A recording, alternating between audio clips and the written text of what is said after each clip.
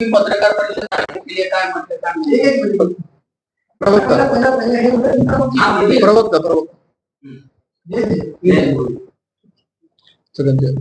नमस्ते. गावमोचे आठवडे विजयलक्ष्मी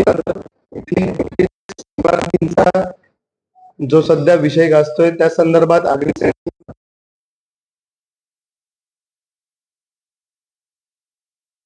मध्ये सहर्ष स्वागत करतो. गाव मौजे आचोळे सर्वे नंबर 22, 23, 24, 25, 26, 27, 28, 29, 30, 31, 32 व 83 ह्या गाव मौजे आचोळे जे सर्वे नंबर आहे त्या सर्वे नंबर मध्ये 3 मालक आहेत, 3 पटेल फॅमिलीज आहेत.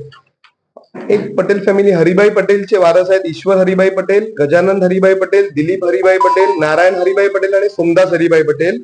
दुसरा हिस्सा जो आहे छोटूलाल मोतीलाल पटेल आणि तिसरा जो आहे धीरजलाल सुखलाल पटेल, रमणलाल सुखलाल पटेल, रामदास सुखलाल पटेल, मोहनलाल सुखलाल पटेल आणि त्यांच्यातर्फे पॉवर ऑफ अटर्नी होल्डर जे आता माननीय उच्च न्यायालयात गेलेले आहेत ते अजय किशोरीलाल शर्मा. मुळामध्ये जे याचिकाकर्ते माननीय उच्च न्यायालयात गेलेले आहेत त्यांनी उच्च न्यायालयामध्ये बाजू मांडली आणि उच्च न्यायालयाने 8 जुलै 2024 ला असे निर्देश पारित केले की तिथे राहणाऱ्या सर्व रहिवाशांनी घरे खाली करावीत. काही जणांना दिशाभूल करून त्यांना मिसलिडिंग करून त्यांचं खोटं ऍफिडेव्हिट ही तिथे सादर केलं गेलं. तो न्यायालयीन प्रक्रियेचा एक इन्व्हेस्टिगेशनचा भाग आहे. पण मुळात प्रश्न हा आहे की जे महानगरपालिकेने उच्च न्यायालयामध्ये प्रतिज्ञापत्र सादर केलेले आहे त्याच्यामध्ये महानगरपालिकेचं असं म्हणणं आहे की याचिकाकर्त्याने तिथे राहणाऱ्या रहिवाशांना कोणत्याही प्रकारची पूर्वसूचना न देता त्यांना कोणत्याही प्रकारे पार्टी न करता सदर याचिका ही दाखल केलेली आहे. महानगरपालिकेने सुद्धा अशी विनंती केली होती की त्यांनी याचिकाकर्त्यांनी रहिवाशांना पार्टी करावा आणि रहिवाशांचं म्हणणं ऐकून घ्यावं. पण तशी कोणतीही बाजू ऐकून न घेता वस्तुस्थिती माननीय उच्च न्यायालयासमोर सादर केली गेली नाही. म्हणून आम्ही रहिवाशांच्या वतीने माननीय सर्वोच्च न्यायालयात गेलो आणि सर्वोच्च न्यायालयाने त्या संदर्भात 1 ऑक्टोबर 2024 ला जी स्पेशल लिव्ह पिटिशन आपण दाखल केली त्याच्यामध्ये असे निर्देश दिलेले आहेत की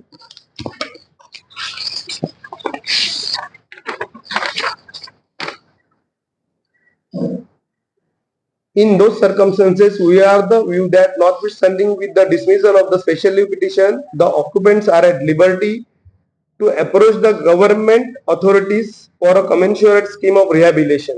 म्हणजे कुठेतरी त्यांनी रिस्पॉन्डंट नंबर 1 जे महाराष्ट्र सरकार आहे आणि वसई विरार शहर महानगरपालिका आहे ह्यांना असं सांगितलेलं आहे की तुम्ही ह्यांच्या रिहॅबिलिटेशनची स्कीम काही करता येईल का, ज्याप्रमाणे म्हाडा आहे, ज्याप्रमाणे क्लस्टर स्कीम आहे, ज्याप्रमाणे SR आहे त्या धर्तीवर काही योजना राबवता येईल का तर ती बघावी. त्याचप्रमाणे त्यांनी सांगितलं शूड एक्सप्लोर म्हणजे जास्तीत जास्त प्रमाणात तुम्ही ह्याच्यात लक्ष घालून बघा की ह्यांना कोणत्या योजनेमध्ये ह्यांना आपल्याला बसवता येईल असे सर्वोच्च न्यायालयाचे निर्देश आहे. पण त्यानंतर सुद्धा वसई विरार शहर महानगरपालिकेकडनं तोडक कारवाई झाली आणि महानगरपालिकेने माननीय उच्च न्यायालयामध्ये पुन्हा प्रतिज्ञापत्र सादर केलं की because of the code of conduct आचारसंहिता लागू असल्यामुळे आम्ही ते कारवाई करू शकलो नाही. आम्ही 31 जानेवारी 2025 पर्यंत पूर्ण कारवाई करतो. आपण पुन्हा एकदा रहिवाशांच्या वतीने माननीय सर्वोच्च न्यायालयात गेलो. सर्वोच्च न्यायालयामध्ये आपले जे काउन्सिलर आहेत त्यांनी चांगली बाजू मांडली. सर्वोच्च न्यायालयाने त्याच्यामध्ये असे निर्देश दिले तुम्ही माननीय उच्च न्यायालयात जा आणि उच्च न्यायालयात तुमची बाजू मांडा. रहिवाशांच्या वतीने अग्रिसेना त्याचप्रमाणे पालघर जिल्ह्याचे खासदार हेमंतजी सावरासाहेब असतील,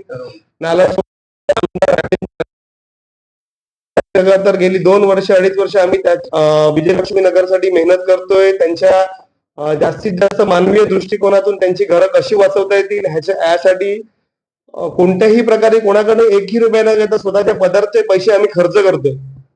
पण सदर बाब ही न्यायालयीन प्रक्रियेमध्ये आहे. सदर विषय आहे माननीय सर्वोच्च न्यायालयात आपण एकदा नव्हे 2दा गेलो. त्यामुळे मी अग्रिसेनेच्या वतीने सर्वांना विनंती करतो की कोणीही याच्यात राजकारण करू नका. जास्तीत जास्त प्रमाणे जर त्या रहिवाशांची जेवढी घरं आपल्याला वाचवता येतील त्याप्रमाणे आपण ती घरं वाचवूया आणि त्या रहिवाशांना दिलासा आपण देऊया. हे करत असताना मी तुम्हाला 15 डिसेंबर 2024 महाराष्ट्र शासन नगररचना विभागाचं एक पत्र आहे जे त्यांनी महानगरपालिकेचे माननीय आयुक्त आहेत यांना उद्देशून लिहिलेलं आहे.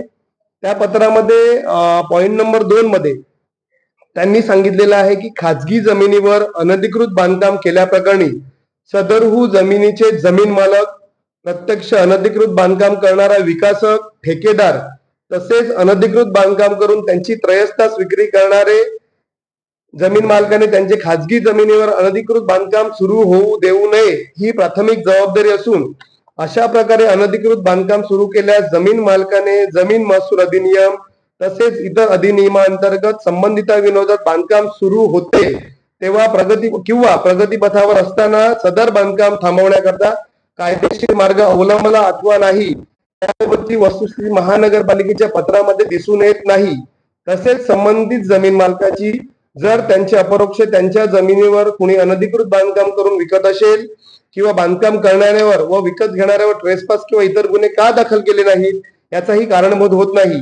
अशा परिस्थितीमध्ये खाजगी जमिनीवरील अनधिकृत बांधकामे झालेली असल्याने विकासक तसेच जमीन मालकांचा दोष सहभाग आहे किंवा कसे याबाबत महानगरपालिकेने छानबीन चौकशी करून सर्व संबंधितांविरोधात अनधिकृत बांधकाम प्रकरणी कायदेशीर कारवाई करणे अभिप्रेत असल्याचे त्यांच्यावर कायदेशीर कारवाई करण्यात यावी. म्हणजे महाराष्ट्र शासनाच्या नगररचना विभागाने स्पष्टपणे म्हटलेलं आहे की जमीन मालक हे तितकाच दोषी आहे. तुमच्या माहितीसाठी म्हणून सांगतो, जमीन मालकांतर्फे जे पॉवर ऑफ अटॉर्नी होल्डर आहेत जे माननीय उच्च न्यायालयात गेलेले आहेत त्यांनी सन 2008 मध्ये एक तक्रार केलेली, पण त्यानंतर सन 2008 ते सन 2020 म्हणजे कमीत कमी 12 वर्षाचा पिरियड ह्याच्यामध्ये कोणतीही सिंगल तक्रार त्यांनी केलेली नाहीये. मग 12 वर्ष जमीन मालकाने तक्रार का नाही केली? मग हे आता रिझर्वेशन शिफ्ट होऊन इथे काय अर्जन मध्ये कन्वर्ट होणार आहे म्हणजे ह्याच्यामध्ये कोणी आता हिडन पॉवर्स आहेत का ज्याच्यामध्ये अदृश्य शक्ती काम करतात का? हा संशय येणे दाट झालाय. हा संशय येतोच आहे की याच्यामध्ये कोणी अदृश्य शक्ती काम करतात का? मुळात माननीय उच्च न्यायालयासमोर वस्तुस्थिती ही सादर केलेलीच नाहीये. त्यामुळे महानगरपालिकेला आता आपण एक 4 दिवसापूर्वी आपल्याच माध्यमातून आपण सगळंच व्हायरल केलेलं आहे की कैलास शिर्के असतील, आमदार राजन नाईक साहेब असतील, खासदार हेमंत सावरा असतील यांनी मुख्यमंत्री महोदयांची भेट घेतली. एकदा नव्हे तर ह्या प्रकरणासाठी 2-2, 3-3 वेळा भेटी घेतल्या आणि ह्याच्यामध्ये सकारात्मक बाबी काही निघता येईल का, ह्याच्यात सकारात्मक तोडगा काही काढता येईल का ह्या संदर्भात वारंवार आपले प्रयत्न चालू आहेत. स्थानिक प्रशासनाकडे असेल, मुख्यमंत्री महोदयांकडे असेल, त्याचप्रमाणे उच्च न्यायालय असेल किंवा सर्वोच्च न्यायालय असेल, आपण पाठपुरावा सोडलेला नाहीये. आपण आपला जो कायदेशीर प्रक्रिया आहे ती आपण करतोच आहोत. आपल्या माध्यमातून महानगरपालिकेला ही विनंती आहे की आपण ह्याच्यात ज्याप्रमाणे सर्वोच्च न्यायालयाचे निर्देश आहेत त्याप्रमाणे आपण याच्यात कार्यवाही करावी आणि त्यांना आपण रिहॅबिलिटेशन करावं किंवा त्यांचे म्हाडा, SRA क्लस्टर ह्या धर्तीवर नवीन योजना आणाव्यात जेणेकरून जे रहिवासी आहेत ते बेघर होणार नाही.